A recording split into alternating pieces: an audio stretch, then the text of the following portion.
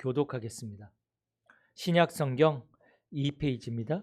마태복음 2장 1절부터 23절까지입니다.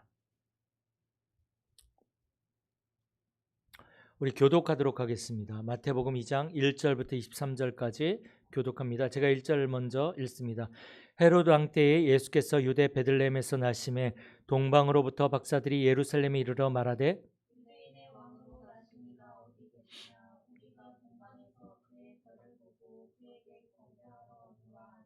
헤로드 왕과 온 예루살렘이 듣고 소동한지라.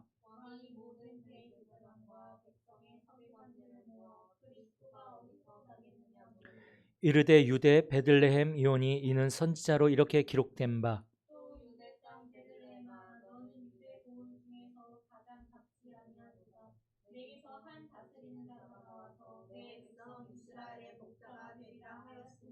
이에 헤롯이 가만히 박사들을 불러 별이 나타난 때를 자세히 묻고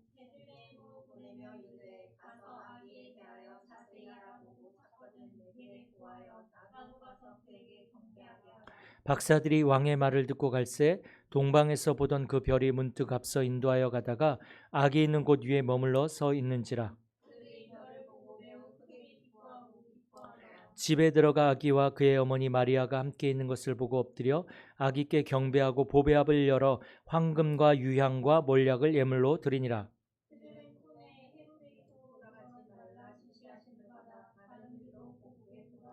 그들이 떠난 후에 주의 사자가 요셉에게 현몽하여 이르되 헤롯이 아기를 찾아 죽이려 하니 일어나 아기와 그의 어머니를 데리고 애굽으로 피하여 내가 내게 이르기까지 거기 있으라 하시니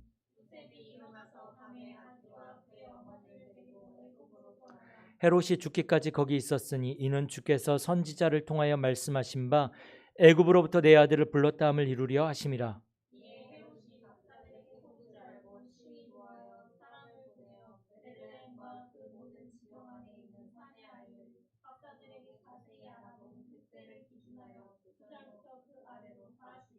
이에 선지자 예레미야를 통하여 말씀하신 바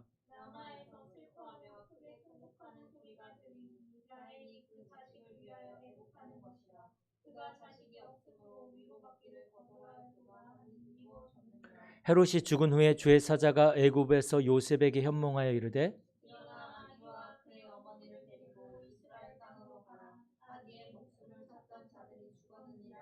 요셉이 일어나 아기와 그의 어머니를 데리고 이스라엘 땅으로 들어가니라.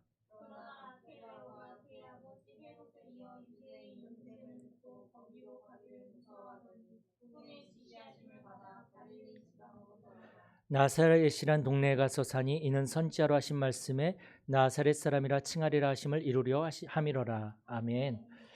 우리가 지난주에 예수 그리스도의 탄생에 대해서 의미에 대해서 우리가 말씀을 나눴습니다. 예수 그리스도의 그 나심은 아브라함에게 주셨던 말씀의 성취죠. 내 씨로 말미암아 천하 만민이 복을 얻게 할 것이다. 그리고 다윗에게 주셨던 다윗의 네 후손으로 말미암아 다윗의 왕위가 영구하게 하겠다.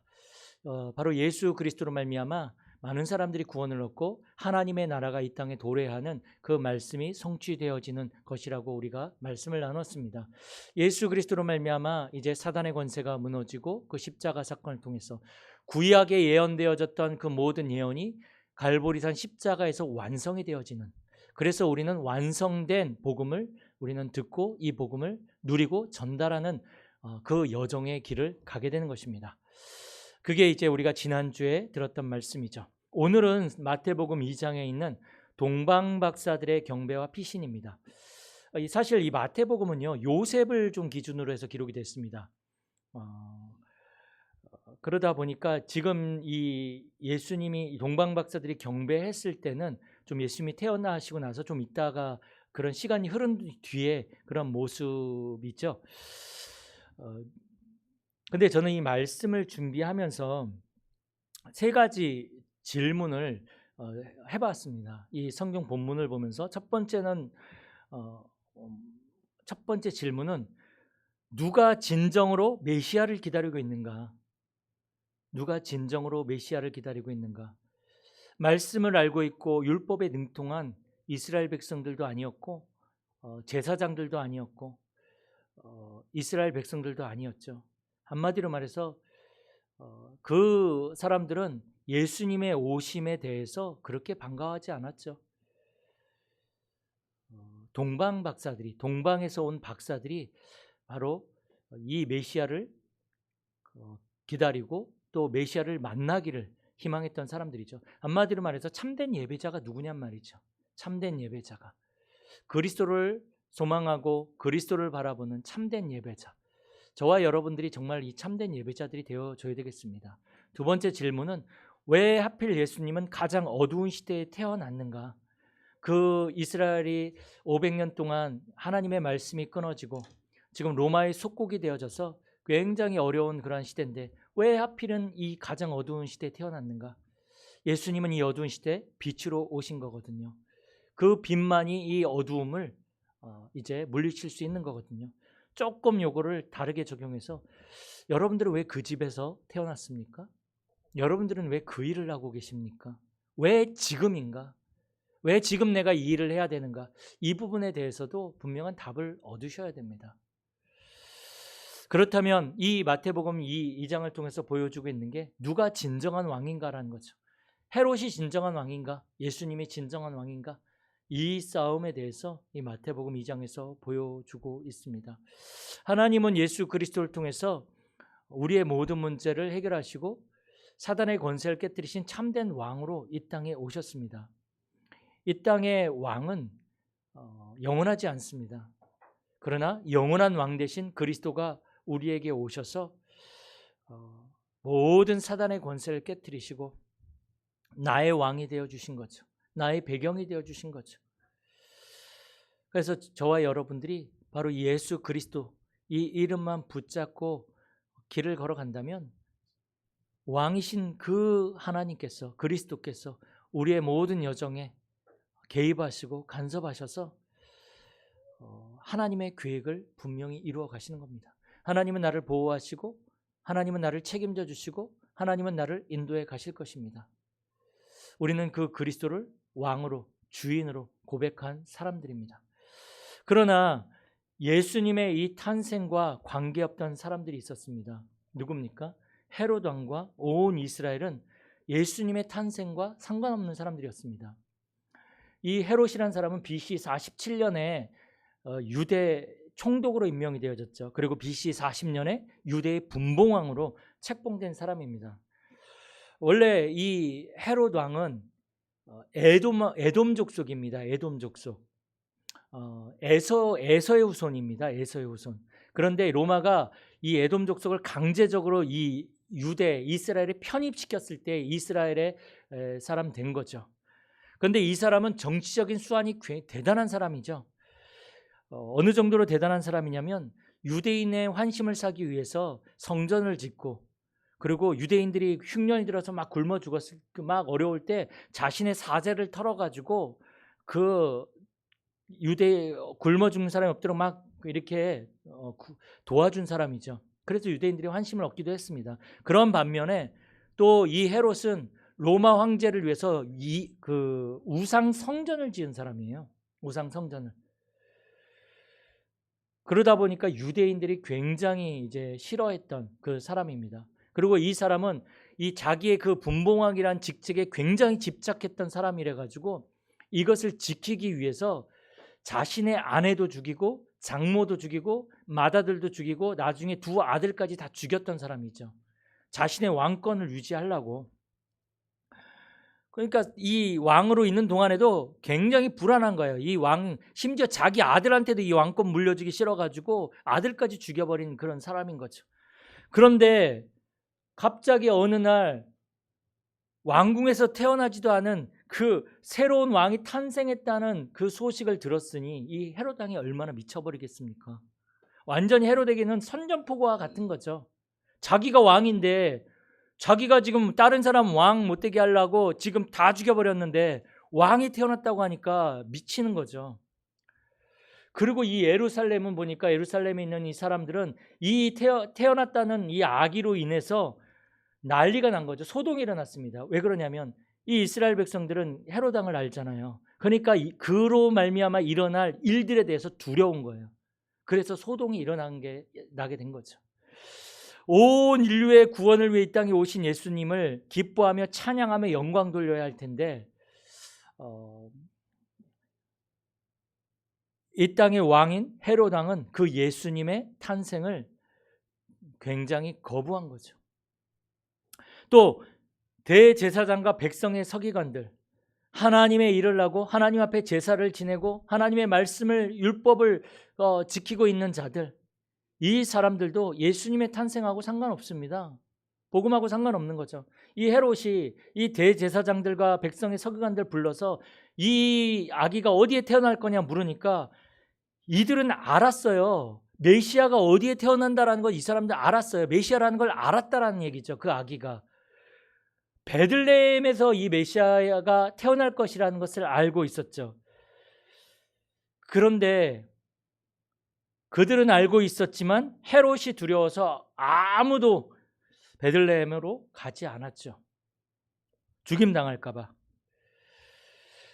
이 대제사장과 백성의 서기관들이 이 헤롯에게 아기가 태어날 것을 말하는데 어디를 인용하냐면 미가서 5장 2절을 인용하면서 얘기를 합니다. 미가서 5장 2절을 보면 뭐라고 기록됐냐면 베들레헴 에브라다야 너는 유다 족속 중에 작을지라도 이스라엘을 다스릴 자가 내게서 내게로 나올 것이라 그의 근본은 상고에 태초엔이라 라고 미가서의 예언이 됐거든요. 그런데 대제사장과 이 백성의 서기들은요 베들레헴에서 태어날 거란 것만 얘기하고 이 그의 근본은 상고의 태초에 이 말은 빼버리죠. 이 얘기를 하면 안 될 것 같아요. 왜냐하면 잘못하면 왕의 비위를 상하게 해서 자기들이 죽을 수도 있거든요. 아니 보니까 아기가 태어났는데 그는 메시아인데 왕인데 성경에 보니까 그의 근본은 이 땅이 아니라 태초고 상고라고 기록되어 있다. 그러면 이 헤롯이 비위가 확 상해가지고 자기들이 죽임을 당할 수 있을까 봐 이야기하지 않았던 거죠. 자기의 목숨이 더 중요한 거예요. 메시아보다 자기의 생명이 더 중요한 거죠. 베들레헴에서 태어날 것 다 알고 있었는데도 불구하고 자기의 생명을 지키기 위해서, 자기의 기득권을 지키기 위해서 말씀을 정확하게 얘기하지 않는 거죠. 사실 그 사람들은 머리로는 다 알고 있었어요. 그러나 실제로는 믿지 않고 있던 거죠. 유대인들은요, 구약 성경을 믿지 않고 구약 성경을 가지고 있는데 믿지 않고 그들이 믿었던 건 그들의 전통과 습관이었습니다. 그들의 관습을 믿고 있었던 거죠. 잘 생각해 보시면 하나님이 우리에게 복음을 주셨는데 우리가 복음하고 상관없는 인생이라면 얼마나 억울합니까? 우리의 삶이 복음하고 상관없는 삶이라면 얼마나 억울합니까? 이들은 구약 성경을 통해서 이미 메시아가 올 것을 알고 있었고 어디에 태어날 것을 알고 있었고 다 알고 있었다라는 말이죠. 메시아라는 것도 알고 있어요. 근데 상관이 없는 거죠. 안 믿는 거죠. 복음이 안 믿어지면 어떻게 됩니까? 복음을 막습니다. 복음이 안 믿어지면 우리에게 찾아오는 영적 문제와 재앙을 막을 수가 없는 거죠. 여러분은 복음과 상관없는 인생이 아니라 정말로 이 복음을 지키고 보존하고 전달하는 자의 그 축복을 누리는 그 여정을 가는 우리 성도님들이 되어주길 축복합니다. 그런 반면에 동방에 있는 박사들이 별을 보고 찾아오게 되어지죠. 1절에 보면 동방으로부터 박사들이 예루살렘에 이르러, 이 동방이라는 것은 메소포타미아를 말하죠. 바로 바벨론을 말합니다. 바벨론이 메소포타미아가 제일 발달됐던 게 점성술이에요. 점성술. 아마도 이 사람들은 별을 연구하고 아마 별을 가지고 점을 치고 그러한 일을 했던 사람들인 것 같아요. 마술사일 수도 있고요. 그 옛날에 사람들은요, 별을 보면서 아주 큰 별이 나타나면 영웅이 나타난다고 생각을 했어요. 아주 뛰어난 왕이 태어날 거라고 생각을 했어요. 그리고 큰 별이 지면 아주 왕이 죽거나 영웅이 죽는다라고 생각을 했던 거죠. 그런데 어느 날 이 사람들이 별을 이렇게 보고 있다가 아주 크게 빛나는 별이 보이는 거예요. 아마 계속 비쳤겠죠. 그러다가 이들에게 호기심이 생긴 거죠.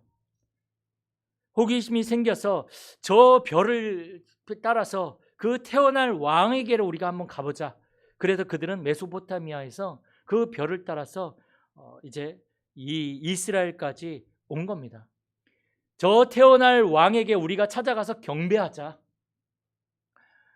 그래서 다행히도 이 동방에 있는 박사들이 별의 인도를 받아서 이스라엘 땅으로 왔는데, 사실 별이 밤에만 빛나는 거잖아요. 그러니까 이 사람들은 낮에는 자기들의 어떤 직감과 자기들의 지식을 가지고 갈 수밖에 없는 거죠. 그래서 당연히 이스라엘 땅에 들어와서 왕이 어디서 태어날까 생각했더니 왕궁에서 태어나는 거죠. 그래서 이들이 어디를 찾아갔냐면 왕궁으로 찾아간 거예요. 그래서 왕궁에 가서 물어보죠. 여기에 이스라엘의 유대인의 왕으로 나신 이가 어디 있느냐? 이렇게 왕궁에서 물어보게 됩니다. 그런데 놀랍게도 예루살렘 왕궁에는 새로 태어난 그 아기가 없는 거죠. 그 사람들이 그 왕궁에 들어감으로 말미암아 오히려 아기 예수님의 생명이 위태롭게 되어지는 그러한 일들이 발생하게 되어지는 것입니다.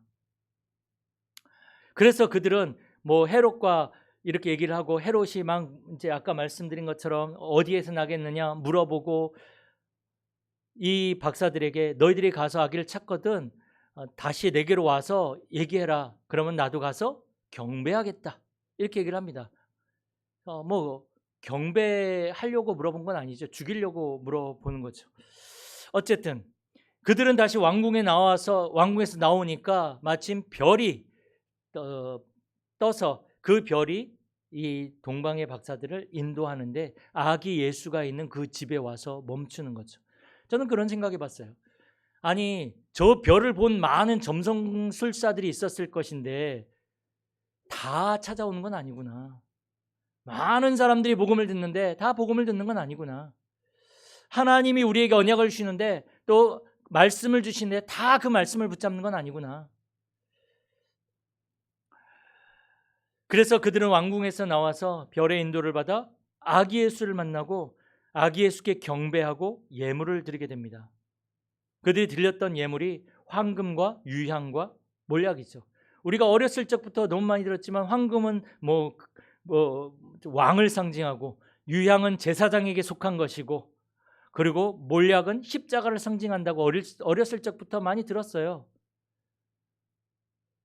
또 다르게 해석을 하면 황금은 이 나라가 예수 그리스도로 말미암아 세워진 이 나라가 아주 번성되기를 바라는 것이 그 황금에 숨겨진 의미가 있고요. 또 유향은 왕이 존귀하게 되어지는 것을 바라는 그 의미가 있고요. 몰약은 고대의 방부제로 많이 사용이 됐거든요. 치료제로 사용되었지만 방부제로 많이 사용됐는데, 이것은 이 왕의 통치가 영원하기를 바라는 것을 상징하는 거죠.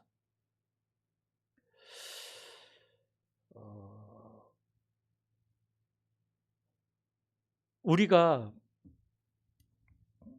하나님 앞에 나아갈 때 어떠한 마음으로 나아가냐가 굉장히 중요한 것 같아요. 이들이 단순히 드린 이 예물이 예물의 크고 작고 이 문제가 아니라 어떤 중심으로 하나님 앞에 나아가느냐. 이들은 왕을 인정했거든요. 헤롯은 인정하지 않았어요. 그러나 이 동방에서 온 박사들은 이 아기 예수를 왕으로 인정한 것입니다. 여러분들은 정말로 그리스도를 나의 왕, 나의 하나님으로 인정하십니까?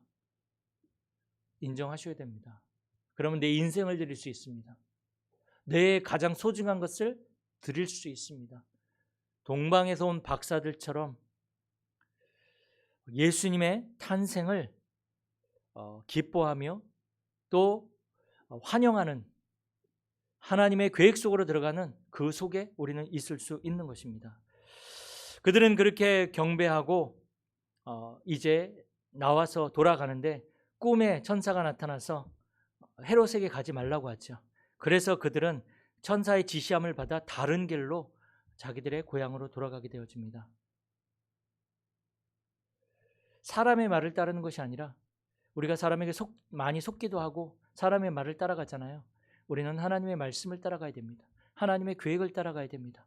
하나님은 우리를 통해서 우리가 생각하지 못했던 그러한 계획을 이루어 가시기 때문에 우리는 잠시 우리의 생각과 우리가 가지고 있는 모든 것들을 내려놓고 하나님의 말씀에 집중하며 말씀을 따라서 우리는 갈 수 있어야 됩니다.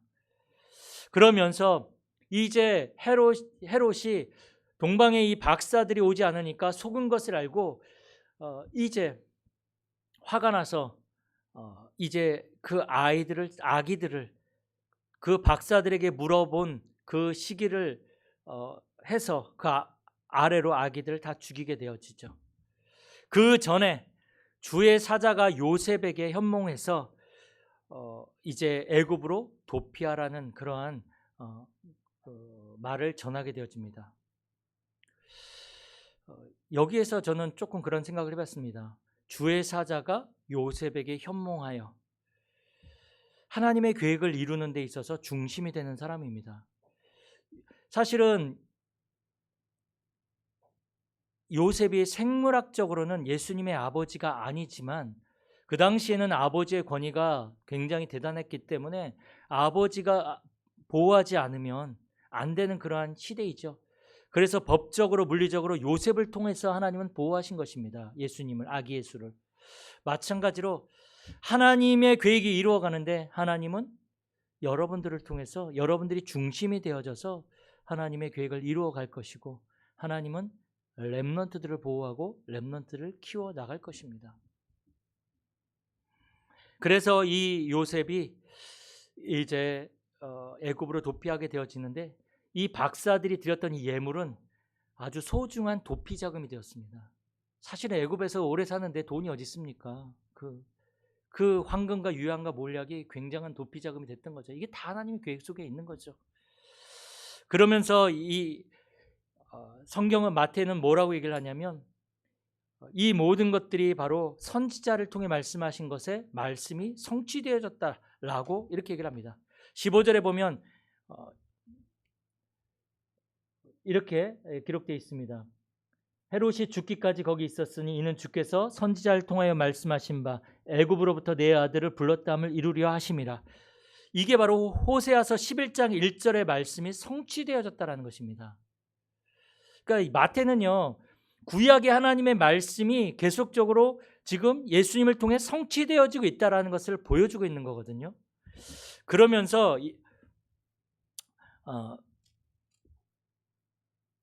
헤롯이 아기들을 다 죽였는데 그 죽인 사건을 보고 이 마태는 17절 18절에 보면 이에 선지자 예레미야를 통하여 말씀하신 바 라마에서 슬퍼하며 크게 통곡하는 소리가 들리니 라헬이 그 자식을 위하여 애곡하는 것이라. 그가 자식이 없으므로 위로받기를 거절하였도다 함이 이루어졌느니라. 이게 예레미야 31장 15절의 말씀이 성취되어지는 거거든요. 이게 사실은요, 이스라엘 백성들이 고집부리다가 하나님의 말씀을 듣지 않고 고집부리다가 바벨론으로 포로로 끌려가는데 이 포로로 끌려가는 이스라엘 백성들이 직결했던 곳이 라마예요. 근데 거기에 뭐가 있냐면 이 라헬의 무덤이 있어요. 라헬이 누구냐면 야곱의 부인이죠. 야곱의 부인인데 가나안 땅으로 들어가다가 베들레헴 근처 거기에다가 묻었단 말이죠. 그런데 포로로 끌려가는 이스라엘 백성들이 그 라헬의 무덤의 옆을 지나갔단 말이죠. 그래서 그것을 보고 라헬이 그 무덤에서 통곡한다라는 얘기를 예레미야가 했거든요. 그런데 그때만 끝난 것이 아니라 지금도 이 베들레헴에서 아기들이 죽어나가는데 바로 그 예레미야가 얘기했던 라헬의 통곡이 지금도 들린다라고 이렇게 얘기를 하고 있는 것입니다. 그러면 라헬의 통곡이 끝나는 것이 아니라 지금도 복음 없이 살아가면 모든 사람들이 바로 라헬이 될 수 있습니다. 복음 없이 무너져가는 그 아이들, 복음 없이 무너져가는 그 사람들을 보면서 라헬이 통곡한다는 거죠. 저와 여러분들은 정말로 이 하나님이 주신 이 복음을 가지고 모든 재앙을 막고 후대를 살리고 전 세계를 살리는 그 전도자로 세워져야 되겠습니다. 그리고 하나님의 시간표가 되어져서 이제 전사가 다시금 이 요셉에게 나타나서 이스라엘로 들어가라 이렇게 말씀하고 있죠. 하나님의 시간표가 되어져서. 그런데 이 요셉이 베들레헴으로 가려고 하는데 두려워서 가지 못하죠. 왜? 베들레헴으로 가면 거기서 오랫동안 살았기 때문에 친분이 있는 사람도 있어요. 그러면 자기는 없는데 그때 그 친분 있는 사람들의 아기들이 다 죽었는데 쟤네는 살았다. 혹시 쟤 때문에 죽은 거 아니냐 이렇게 얘기할 수 있죠. 그래서 요셉이 베들레헴으로 가지 않고 나사렛이라는 동네로 가서 거기에서 나사렛 사람이라고 칭함을 받고 거기에서 성장을 하시게 됩니다. 여러분들이 이 성경의 말씀을 이렇게 쫙 보시면서 예수님이 단순히 이 땅에 오신 것은 단순히 오신 것이 아니라 구약에 예언되어졌던 모든 말씀의 성취로 이 땅에 오셨다라는 사실들을 분명하게 붙잡으셔야 됩니다. 제가 이 말씀을 준비하면서 받은 것이 아까도 말씀드렸지만 많은 박사들이 있지만 성경에 오늘 예수님께 경배한 이 동방의 박사들, 근데 우리가 어릴 적부터 동방박사 세 사람이라고 얘기하는데 동방박사 세 사람이란 말은 성경에 없어요. 근데 유향과 몰약과 그 황금을 드렸다 그래서 세 사람이라고 얘기를 하는 거지 세 사람이란 말은 성경에 사실 없습니다. 그런데 그 사람들만 별을 따라와서 하나님의 은혜로 예수님을 만났죠. 그래서 경배를 한 거죠. 많은 직업이 있지만 하나님의 계획을 이루는 사람은 따로 있습니다. 이 동방의 박사들은 자기의 업을 통해서 인도를 받은 거죠. 예수님을 만난 거죠. 여러분들의 업을 통해서 사람들이 예수님을 만나고 하나님을 만나야 됩니다. 동방의 박사들처럼 여러분의 업이 그렇게 쓰임받을 수 있어야 합니다.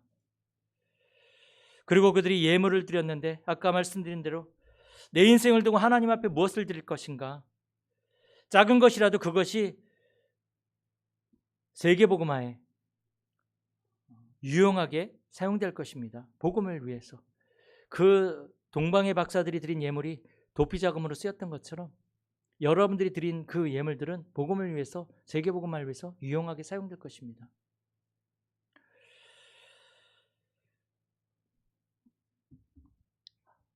그리고 7절에 보면 이 헤롯이 박사들을 불러서 가만히 불렀다란 말이 나오거든요. 가만히 불렀다. 그건 은밀하게 아무도 모르게 불렀다란 얘기예요. 그러면서 이제 가서 아기가 있는 곳을 알거든 나에게 얘기해달라 이렇게 얘기를 하죠. 근데 가만히 부른 이유가, 은밀하게 부른 이유가 예수님을 죽이기 위해서 부른 거죠. 어제 지난주에 했던 이 마태복음 1장에 보면 요셉이 마리아가 임신했다는 소식을 듣고 가만히 끊고자 하여 라는 말이 나옵니다. 그것도 똑같은 말이거든요. 그런데 요셉은 가만히 끊고자 하는 것은 살리기 위해서 그랬죠. 그러나 헤롯은 죽이기 위해서입니다. 똑같은 말이라도 동기가 무엇이냐에 따라서 살리고 죽일 수 있습니다. 우리의 동기가 굉장히 중요하다는 거죠. 저와 여러분들의 동기가 뭡니까? 살아가는 동기가 뭡니까? 그것을 우리가 정말로 바르게 붙잡아야 된다는 거죠. 예수님의 탄생은 치열한 사실은 영적 전쟁이었습니다. 헤롯이 죽이려고 한 것 같지만 사실은 사단이 예수님을 죽이려고 한 거죠. 이 헤롯은 단지 그 사단의 하수인일 뿐입니다. 사단은 헤롯을 통해서 예수님의 탄생을 저지하려고 했지만 막을 수 없었습니다. 하나님의 계획을 막을 수 없는 거죠. 하나님은 많은 사람들을 동원해서 또 천사들을 동원해서 예수님을 보호하시고 하나님의 계획을 이루어 가셨습니다. 하나님은 이 시대에 복음을 지키고 보존하고 전달하는 데 있어서 하나님은 저와 여러분들을 사용하실 거고 필요하다면 하나님은 많은 사람들을 붙여주실 것이고 하나님은 경제를 축복하실 것이고 하나님은 많은 응답도 주실 것입니다. 그러나 우리의 동기가 뭐냔 말이죠. 그 동기를 바로 세우고 우리가 복음을 붙잡고 하나님 앞에 우리의 인생을 드리는 복음을 위해서 살아가는 우리 모든 성도님들이 되어지길 축복합니다.